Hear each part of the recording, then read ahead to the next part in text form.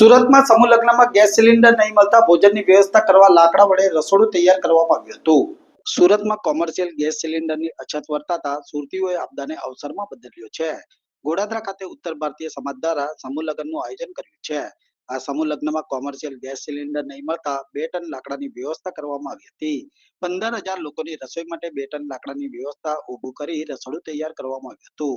કેટરસ સંચાલકે અંતિમ સમયે gas cylinder નહીં વ્યવસ્થા હોવાની વાત કરતા આયોજકો ચિંતામાં મુકાઈ ગયા હતા. ત્યારે સમૂહ લગ્ન આયોજકે તાત્કાલિક મોડી રાત્રે જેસીબીથી 5 થી વધુ ખાડા ખોદી રસોડું તૈયાર કર્યું હતું અને તાત્કાલિક લાકડાની વ્યવસ્થા કરી રસોઈ તૈયાર કરવામાં આવી હતી. વૈશ્વિક સ્તરે યુદ્ધની સ્થિતિના પગલે કોમર્શિયલ ગેસ સિલિન્ડરની અછત સર્જાતા ફરી સુરતમાં આપદાને અવસર બદલવામાં સુરતીઓ અગ્રેસર રહ્યા હતા. उत्तर भारतीय समूह विवाह समिति द्वारा आज 51 जोड़ों का यहाँ शादी होने वाला है, जिसमें बाराती और घराती के तौर 15,000 से अधिक लोग यहाँ पे भोजन करने वाले हैं।